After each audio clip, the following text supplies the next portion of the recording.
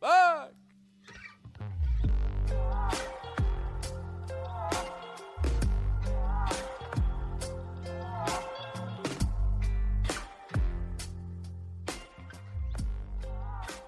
My name is Josh Miller. I own Riverstone Kennels, and I've been training gun dogs for more than 16 years. I have field trialed, I've hunt tested, but at the end of the day, I'm a duck hunter. You might find that the duck in our Duck Dogs podcast is spelled uniquely. The UK stands for my British Labs. I love my British Labs. I love what they offer me, both as a part of my family and the high motor in the field. As you're going to find, I have some pretty special dogs.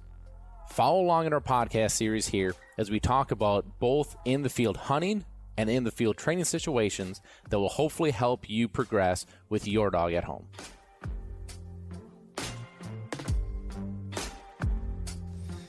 Welcome back to another episode of Duck Dogs, everybody. I'm Josh Miller.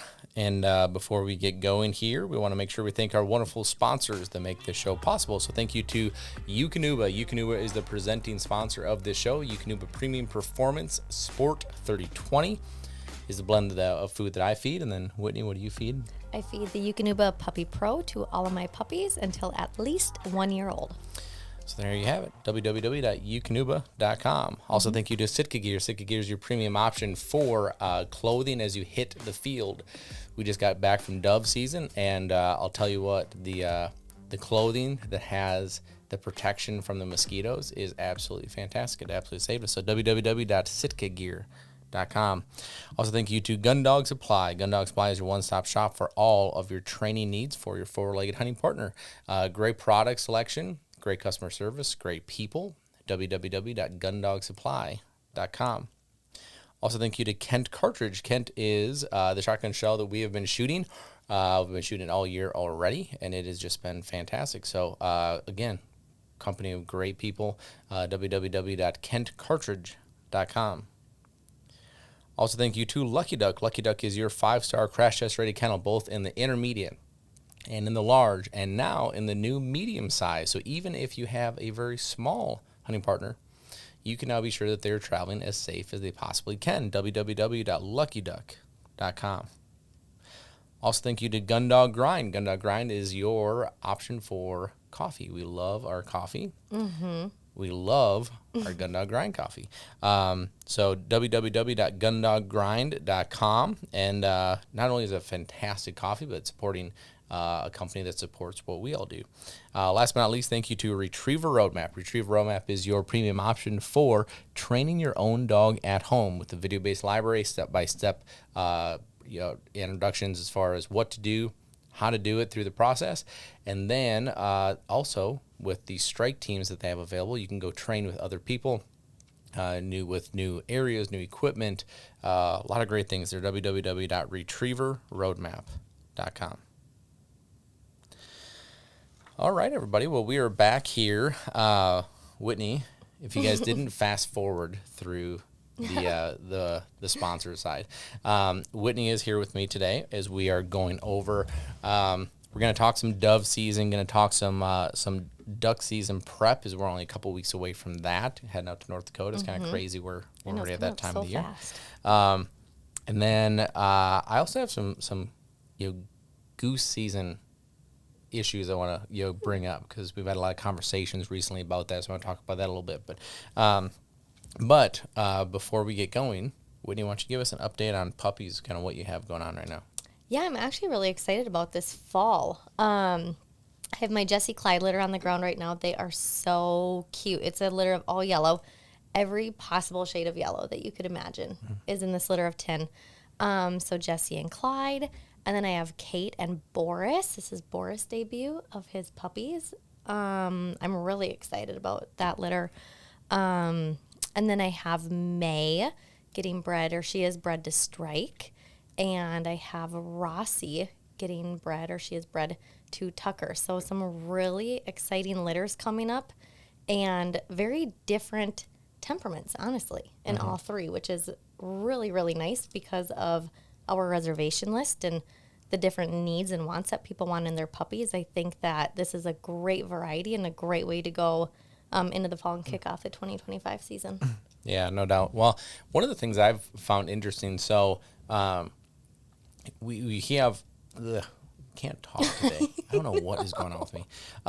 We have a bunch of people in our circle that are business owners that not necessarily in our industry, right? But like, we have, friends that are mechanics and friends that own, insurance and real estate and everything.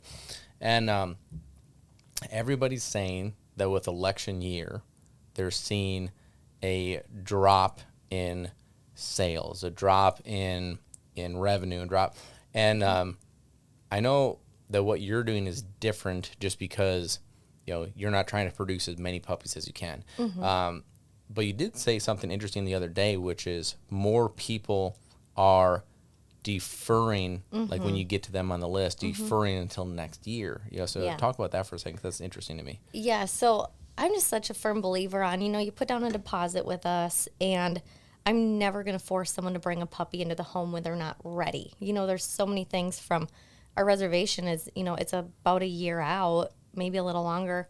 And there's a lot that can happen in a year. So when you place your deposit to the time that I send you a puppy offer, a lot can change. And so what I've noticed is with it being an election year, a lot of people are being just more conservative on the way they're spending their money.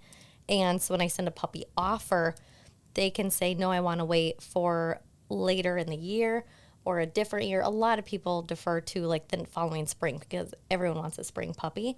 But this is the first year that I've ever had so many people. When I say so many people, I don't know, maybe like not a ton, but like they're like, I just need to wait until next year if possible. And of course I'm like, yeah, no problem, because I don't want you to bring home a puppy, put you in a bind some way, somehow. But it's just been really interesting with it being an election year. Yeah. Yeah. All that business side of things, it always kind of geeks me out, and it always makes me even more interested. But obviously a lot can change depending on how this election goes, Oh my so gosh, like, yeah. I mean, there could be, a lot of just uncertainty out there. And if you're seeing it in all these marketplaces, of course, we're going to see it to a level, with where we're at, but it's just a little different, of a level, So, so anyway, I thought that was kind of interesting. But let's talk dove season, because we have just, so I have 2 dove trips in the books now. Yeah. You have the one. And dove season, I talked about this on an episode not too long ago, but dove season I think is fantastic. Dove season allows you to get out in my experience anyway, a very chill environment. Every dove hunt I've ever been on, I mean, it's like very relaxed. It is, almost social, to a point, sure. right? Like we sit and we talk and we hang out, and you've got, you're sitting in chairs. I mean, shoot, this last hunt, I was in blue jeans, most of the time. And, so it just is very relaxed in comparison to all the other hunting that we end up doing. But I also think that because it's so relaxed, there's an unfair thought that it is also easy for the dog. And I actually completely disagree with that, because you think about all the things that go into a dove hunt for the dog. Oftentimes, it's very hot. Oftentimes, scenting conditions are absolutely brutal. You're sending them after a bird that is tiny with very little visual definition. I mean, how many times, if you have dove hunted, how many times have you walked out to an area that you've shot a bird and you're like, where is it? And like you realize that you've been standing right by it the whole time. They blend in very, very well. Just with naturally the dirt and surroundings that most of the time you find them in. And then if it's in cover, again, if there's little wind, very dry, I mean, there's just a lot of hurdles that go into this for a dog. Also harder to see, right? As far as not necessarily even on the ground, but in the air, right? I mean, when you have 15 mallards swinging around, dog can see that pretty easy. When one single dove zips by and you pass shoot, and the dog goes from just randomly looking around, all of a sudden there's a boom, and especially a young dog really jumping around going, okay, what's going on? Where, hard to mark. There's a lot of difficulty. And the reason I talk about this is that you may have found yourself in this situation with your dog at home, maybe over the first weekend or two. You may be going on a dove hunt here in the very near future that you're thinking about this, this kind of stuff. But I do think there has to be a little more leniency given to these dogs. Again, I think from a human error side, we just naturally think it's a very easy hunt for us. Limited decoys, everything, right? I just think that there's an unfair thought of like it's a very easy hunt, for them too. I mean, this was my 4th year bringing Purdy out, and there were still times that I walked out there with her to get the bird, just because it's so difficult. And like you said, if they're not watching, it's really, really easy for them to miss where that bird goes down. Well, we have a client of ours named John. I won't use his last name, just being respectful, but John is great. And I'll tell you what, John is very detailed with his dogs. He is very under control, to a point that, I mean, upland hunting, which I've been very vocal about. I think in a retriever and a Labrador standpoint, especially a flushing dog, I think in general standpoint, I think most of these dogs, I'm not saying your dog, but most of these dogs are out of control at least 80% of the time, and I think that's being generous. John is not that way. John is, I don't care if you are tracking a bird, trailing a bird. If I hit that whistle, you need to sit down.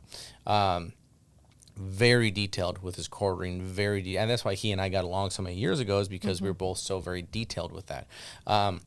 So here's a guy that is very in tune with his dogs, very controlled, under control, I should say, with his dogs. And he had a little cocker named Ruby that would have been her first season. And he walked about every time out with her, just because she wasn't marking well. He'd walk out with her to kind of show her the area. Now, I couldn't really help John much because I am not trained or did not train Ruby. So he got her from a breeder that breeds specifically cockers. And I mean, I was very encouraging. He called me. He's like, I don't know what to do, Josh. He says that he wants to train these dogs. I was like, I think you should, John. Like, that's great. And I appreciate that you want to bring her to me, but at the same side, if this is what he does and he's got a beat on the line, he's got and the temperament and everything else, all for it. So I'm very supportive of that. But he walked her out on every single one and just kind of like put her in that area and let her pick it up. So again, a young dog, maybe a little different. I had Tucker with me, and what I love about the doves from, we talked about all the hurdles, but what I love about the hurdles from I want to use it to my advantage standpoint, is that it offers me an opportunity to do a lot of handling. So a lot of detailed handling, a lot of, maybe a tweet, cast, quick tweet to get him in that area, make him hunt that area. It just offers, to me, I think it's fun, from a handling standpoint, even though it can be also very, very challenging. But I also think if you can approach it that way, in that this is not easy, this is going to be difficult for the dog. I'm going to put him in a situation to hopefully succeed, but then also have the right wherewithal. I think where things get frustrating is that, or where they escalate, I should say, is when things get frustrating. So person loses their emotion or it gets emotional. Now all of a sudden you're frustrated, you're pissed off. The dog doesn't know what they're doing wrong because it just simply is that they can't find that bird. That's where I think you roll backwards. That's where a dog gets sticky, maybe starts no-going you, maybe just gets really anxious on the casting. So, again, I just think it's worth talking about from a dove season standpoint. Almost look at it kind of like a training. Yeah. You know what I mean? Like, well, go especially into because it it's so being relaxing, right? For sure. As far as a intensity level standpoint. Yeah. There were actually a lot of shots that I didn't take because of the cover that bird was going to land in. Because I was like, number one, I never want to lose a bird if I shoot it. Like, I always want my dog to find it. But if I wasn't going to set Purdy up for success to find that bird, I wouldn't even take the shot. Yeah. I mean, a lot of the stuff that you're talking about is we were like 5-6 foot tall. Right. Weeds.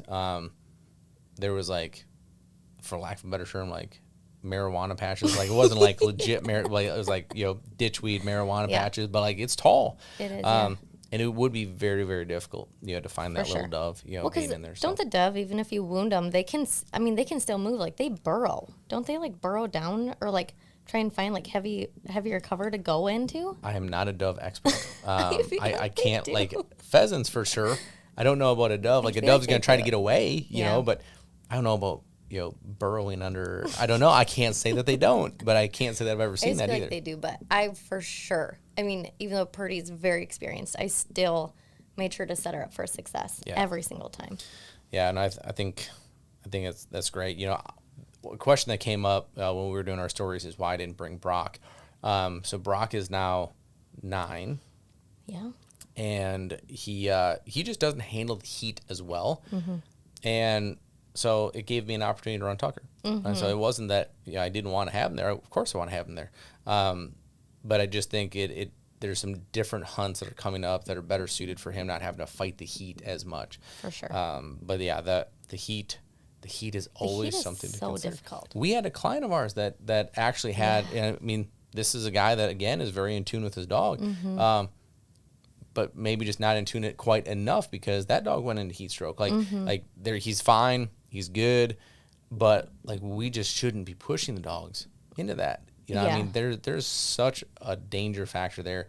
The one thing, and this goes back to back in like the pointing dog days, where I was running a lot of pointers. Like you just don't mess with the heat. Yeah, I mean, you lose that battle every time. You do. I feel like the hardest part about Dove and the heat is that, like, we always think about heat stroke when a dog is running a lot because they're exerting so much energy. But it is just as hot when they're sitting. You know what I mean? And I If feel you're like not in the shade, for we sure. forget about how hot they can get just by sitting, and they're not even running. That's right. Yeah, that's right. And the water doesn't necessarily, like, that's not Right. just like the cure-all, because if you're sitting by like where we are in Kansas, it'll be like a little cattle pond. Well, if we're doing an afternoon hunt and that water's been cooking in that 100-degree sun all day, even if we get into shade, which is a huge deal, if we can sit in shade, Sorry, my foot. well, I think your mic is bouncing around there. It is a little bit. If you can sit in shade is a huge deal, but it does not cure everything. But then again, like that small body of water that's been sitting there cooking, that doesn't mean that, hey, let's just get the dog wet and all of a sudden they're good again. I mean, that water can be hot even. It can be, For sure. I mean, you're putting them into bath water at best. That's not cooling anybody down. So I think it's really important just to be very, very cautious of that. I know this is something we talked in the past, but like we just hear too many situations and too many horror stories not to talk about this. For sure. All right, so I want to transition to goose season because goose season is upon us in the north here anyway. We have early season that has started. We have, guys at the kennel that have already been hunting. We have a bunch of clients that have already been hunting. And I think there's a panic that comes up with young dogs that don't catch on or pick up to the goose game right away. And I want to step back here and put yourself in the dog's perspective.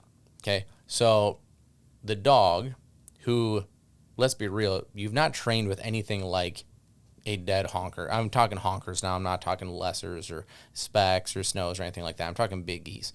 And so that dog gets up to that goose, and you've not been training with anything like this before, as far as like leading up to this, generally speaking, when a dog struggles, right?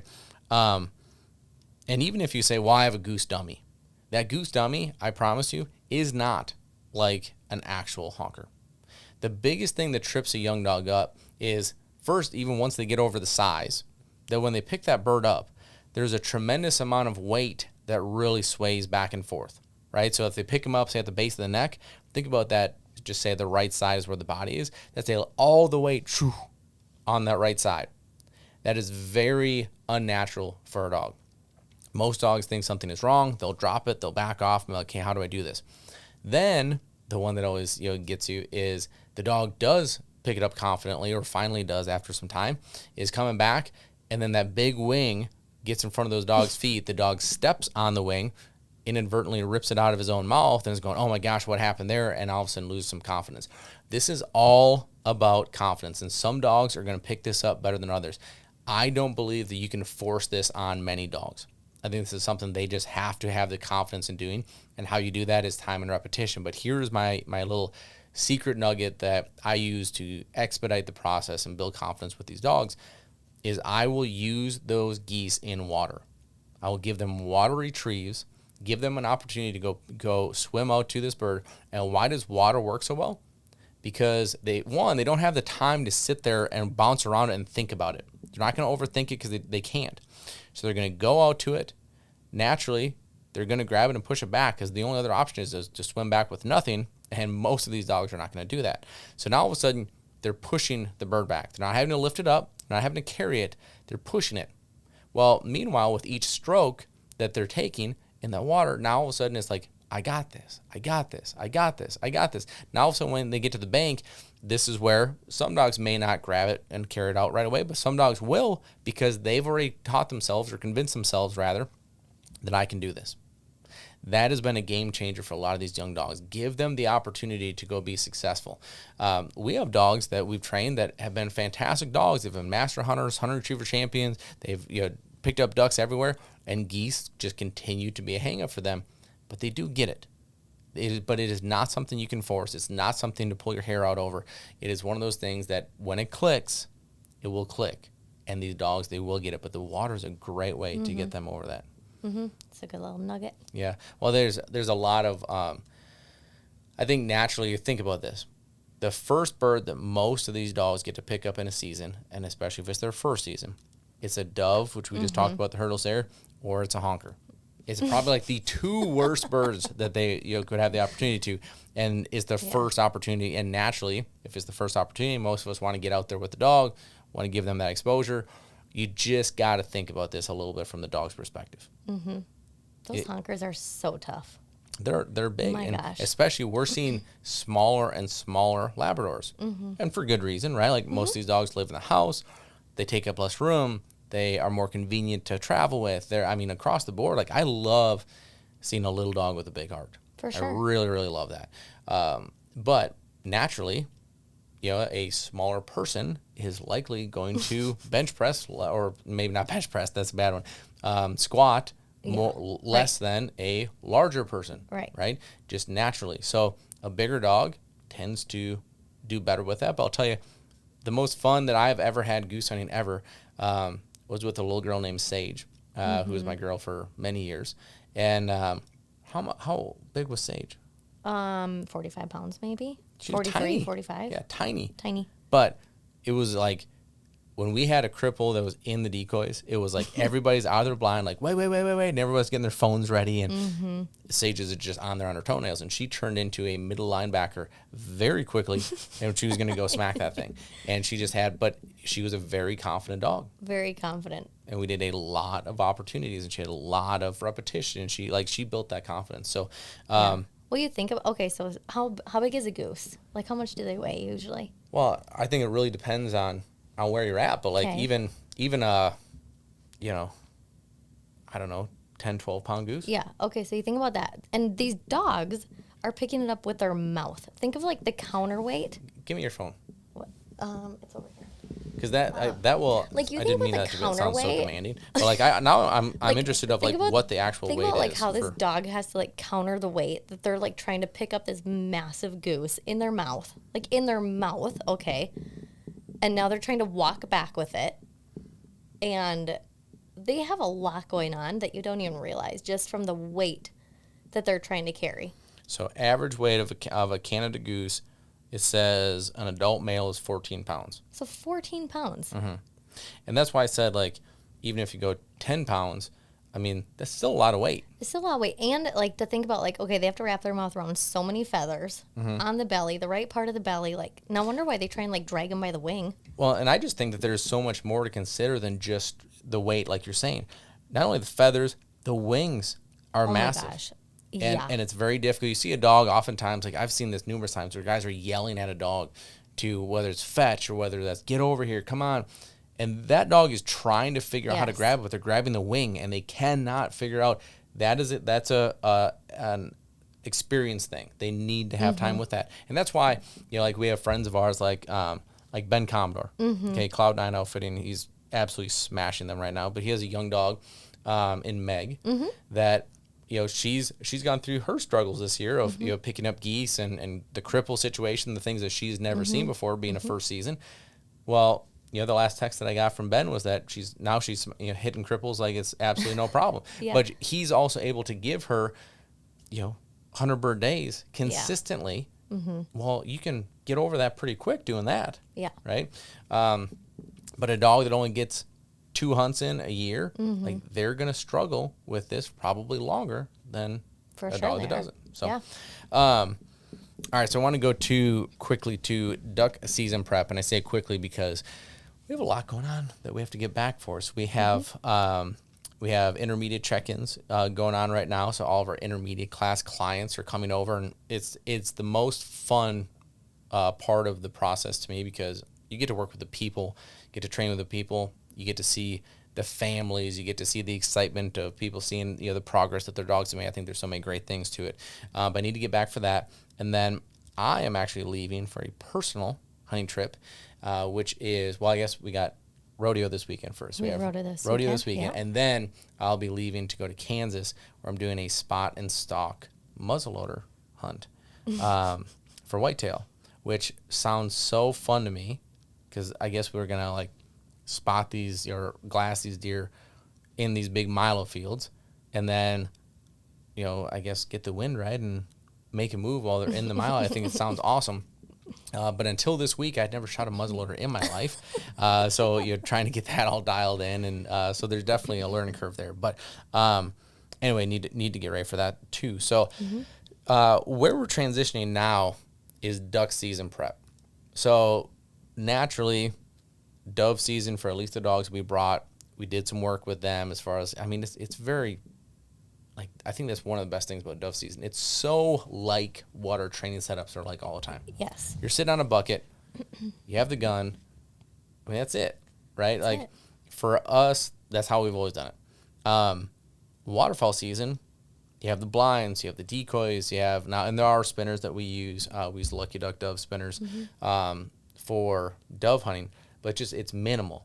Now there's a lot more to it, and so our dogs are going to have to get dialed into that. So that's what we've been doing here for about the last week and a half, and then next week, the week after this next week will be our last week heading up to North Dakota opener. I can't believe it's almost North Dakota opener. Yeah, I know it's gone by so fast. Yeah. Yeah, this summer is just flowing, especially. There's something about August, too, I think, with all the shows and everything going on that it just tends to fly by. But so what I just want to share with you guys what I'm doing here with my personal dogs. So basically, I'm trying to prepare them for everything that we haven't prepared them for up to this point. Not that we don't use in and out of the blind during training, but we don't use it all the time. Well, now we're going to use it all the time because they will be in a blind on these hunts. We put decoys out, but we don't put 100 decoys out, right? So we're going to put more, of the large spread out. We're going to do more of, I'll like what I like to do is I like to throw my marks, and I like to throw my marks in the decoys and then run my blinds through the decoys. Because oftentimes what we find ourselves doing is you can go mark and pick up in the decoys. That's great. But especially for a young dog, I don't want you hanging up in the decoys because if every time you went in the decoys, you found a $100 bill, well, where are you going to want to go? Right. In the decoys. And then when I cast you out of the decoys, you're going to be like, nope, I know where this should be. And so I really like setting up those scenarios and really, making them go push way past the decoys, for these blinds and work on that. So going to incorporate the calls, going to incorporate, now we're going blanks, not just poppers. Blanks would be the big boom, still no projectile. Poppers are just the 209 primer going off. Big difference, right? So preparing for what we can prepare for. And so, and I truly believe that's a big deal when you lead up to these hunts for a dog that's going to honor, all of our dogs are going to have to honor on these hunts. We're running multiple dogs. That's potentially not a normal thing for a lot of people to be in those situations. But I tell you, every variable that you can take out and prepare for before hitting the field on that live hunt, it will lead to more success. Even using the different blinds, right? Like the higher up blind versus the lower blind. Anything that they're going to see for sure. For sure. Do you plan on taking Purdy out to North Dakota, or is that going to be a all my dog thing? Well, I'm going to take Bud, and I consider Bud my dog. He is. So I for sure want to bring Bud, but I kind of feel like dove season is Purdy, And then I like to bring the boys. I mean, Purdy and I can hunt at home a lot, but the boys, they just don't get as much one-on-one time. Right. So Right. I want to bring Bud. Well, I want to get to, we have some of these dog bowl questions. I know. And I want to They're get so fun. to some of these. Okay. So can you give more details about how Boris ended up in your hands? Oh. Yeah, that's an interesting one. Okay, so Boris was owned by our good friend Lewis. Lewis is a very good friend of ours. I'm actually in his wedding coming up here in a few months. So, which Wearing a kilt. I apparently have to wear a kilt, and I'm not crazy about that. Don't worry, I'll take many photos. Yeah, one of the reasons I'm not real thrilled about it.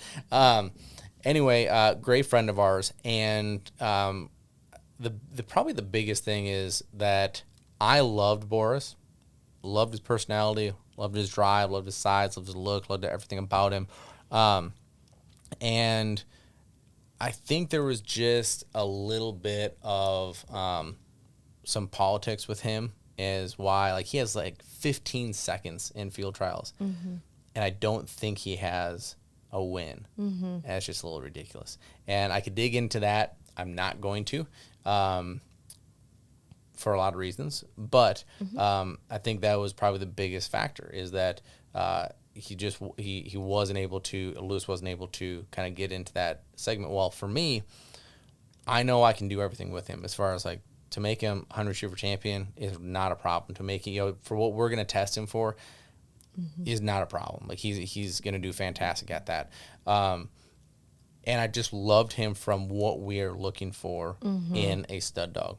And he's shown he has everything. He's shown, the desire. Now, what we don't know are what his puppies are going to be. And that's kind of the last, ripple of this, is like, you get these dogs you love and you adore, and they become a part of your life and your family.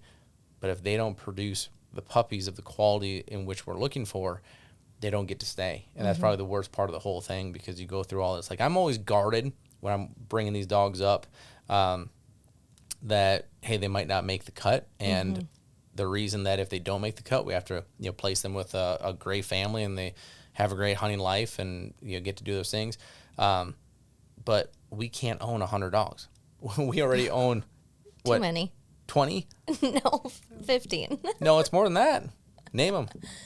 You want me to name all of our dogs right this second? Okay, fine. Are you ready? Yeah. Are you counting? Okay, wait. Okay, we have Brock, Bud, Clyde, Strike, Solo, Bracken, Dixie, Purdy, Kate, Sally, Breeze, Ranger. Did I say Tucker? I don't think you said Tucker. Tucker. Alvin. Alvin counts as half. Alvin, Rory. That's all of them. See? 15. Whit knows her dogs. But what about the girls? I said the girls. Like, did you say Kate? Purdy, Kate, Did and you? Sally. Okay. Well, 15, I guess. Maybe it just feels like 20. What are you supposed to say after that? You're right. Thank you. So 50, like, it's already a lot. Like, we Yes, can't. it's plenty. That's the biggest reason. Yeah. But I really think that Boris is going to be a great, like, when I look at, it breaks my heart to see how old, Clyde is 10, Brock is 9. I mean, it sucks. It really does. It is really hard.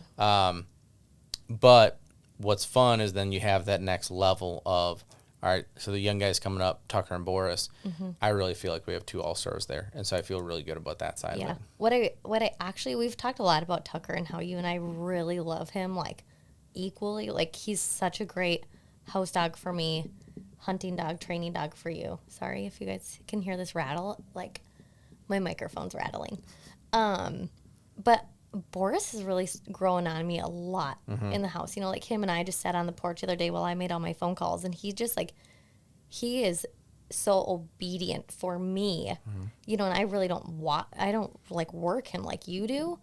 So he's really growing on me a lot, just with being a great companion. Yeah, he is a really, really nice dog for sure. But yeah, that's kind of the biggest thing I think for Lewis. Yeah. He felt so good about sending him here, because that is difficult. Yeah, especially when you have a dog like Boris that Lewis loved, but he also knows us. He's she stays at our house numerous times a year. I stay at his house usually numerous times a year.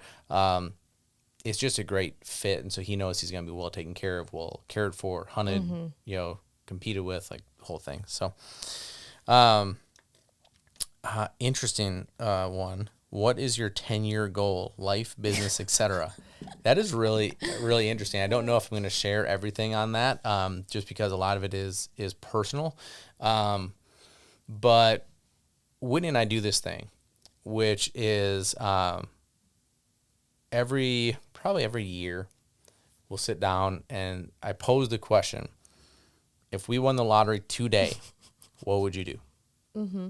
And I always find this interesting because, like, every year, I think it changes a little bit. Mm-hmm. It changes for me all the time. I'd say you're definitely more consistent. Mm-hmm.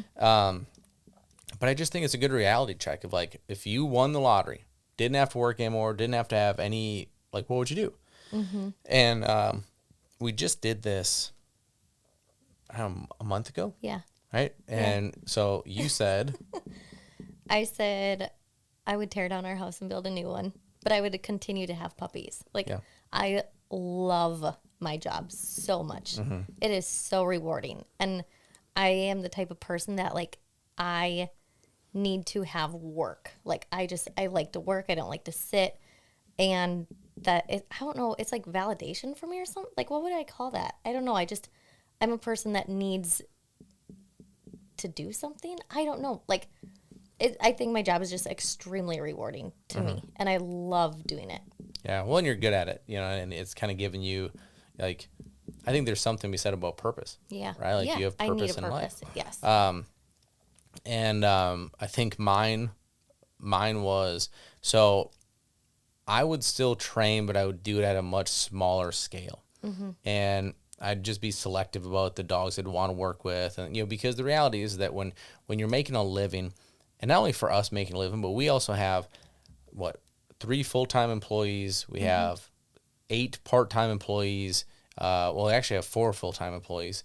Like, when you look at that, like, it's not just, we're not just creating a livelihood for us. We're creating a livelihood for all of those people, right? So when you do that, the scale has to be larger, okay? So you're taking dogs that you normally, like, if I just was able to hand select dogs, I wouldn't select the major problems. I wouldn't select, the dogs that I didn't click with, I didn't like, the breeds I didn't get along with, or maybe not get along with, but, like, maybe not love as much. Mm-hmm. So I do it at a much smaller scale. I love the people side of it, but you have to have the right people, right? Mm-hmm. The wrong client can be an absolute pain in your side. And the right client can just be so fantastic and create a lifelong relationship and friendship, and there's a lot to that. And what else did I say? You'd buy another horse. Yeah. Oh, yeah, that's what it was. Is that I'd find the 2 best rope horses I possibly could find, and then rodeo. And I love that. And that, so somebody just recently asked me about the rodeo stuff and why I love it so much. And I think a big part of it for me, 1 is the competitive side. I do really love that. Mm-hmm. But then 2, like, okay, so I love training, right? But I've done it for so long that it is a job. Mm-hmm. I mean, there's no way around that. There's no if, and, or but. I mean, it is a job. Mm-hmm. Every time I waterfowl hunt, every time I upland hunt, every time I dove hunt, it is a job. Mm-hmm. Because you are performing at some level. You're either performing in front of a camera, in front of a client, in front of other people. Like, there's just always a performance involved, right? So, like, you are always working. You're always on. I think that's why I love my big game hunting so much. Mm-hmm. It's because I can still go out and hunt what I love to do, but it just doesn't have that layer. I also think that's why I love working with the horses, because there's still a lot of work and a lot of training that has to happen on a daily basis, but I don't have the pressure of needing to do this, whether it's in front of a camera or in front of a client. And I can go at the right pace. I can, stop, press pause and try to figure out what's going on. Or I can, like, there's just not the timeline. There's not don't have to expedite. It's hard for me to explain. Well, I think it's also, like, you've done so much with the dogs. Like, you've really perfected your training skills with the dogs. And this is something that you're someone that you love to learn and love to, like, make goals for yourself. And I feel like with rodeo, you started at the bottom. Like, you didn't grow up doing this. Right. And it was something that you had to perfect your skills, but it's something that is for you. And like, you're all about Right. self-improvement. And I think that also comes out in that. Yeah, I would agree. I mean, it's me versus me every time Yeah. I go on a run, because like I'm just not good enough yet to go say I'm gonna go win this rodeo, right? Like it's me against me. If I can get better, in some of my wins, I don't have a true success, but it was an improvement over whether it was last week, last month, last year, and like so there is that, and I do think that there's like what I do think is fun, although frustrating, is there's so many things that I tell people on a regular basis with the dogs. Like, you got to be a leader. You got to make a decision. You got to be assertive. You got to, well, that's all stuff that I should be taking my own advice with the horses. But like, I'm actually more in my client's shoes on that of like, I don't do this every day. It's hard to read it. It's hard to know. It's hard. So, I'm definitely learning. It is fun to be progressing in something for sure. and be getting better. So that would be one of mine. But, yeah, I think It's good. from a business side, I don't know. I don't want the kennel to be bigger. We've been able to go bigger for many years now, and I've made an intentional decision not to, because I think bigger is not better in this case. I totally agree. We have 30 dogs that are in for training and 4 trainers at the kennel. There are some places that I know that have 30 dogs for 1 trainer. And yeah, you can make a lot more money doing it that way, for sure. But I think there's a lot of benefits to doing it the way we're doing it, and so I just don't want to get bigger. So from a business side, that's where it does get tricky, because you cap yourself out. Like, you can't get bigger, you can't grow, you can't make more, you can't. So from a business standpoint, that is frustrating to me, to be quite frank. But there are other avenues. Yeah. You know, there are other avenues. You just gotta get creative and find it. But anyway, cool. Well, we should probably get back at it. Is there anything else you want to talk about? No, I think that's it. Okay, that sounds great. Well, we will plan on seeing you guys here again. Maybe not if I can kill a deer early. Maybe I'll come and tell you the story late next week when I get back. I hope I do too, because I'd really love to not be gone. I know. But anyway, hope you guys have a fantastic rest of your day. Have a fantastic week. We'll talk to you soon. Bye. Thanks for listening. Be sure to follow us on Facebook and Instagram.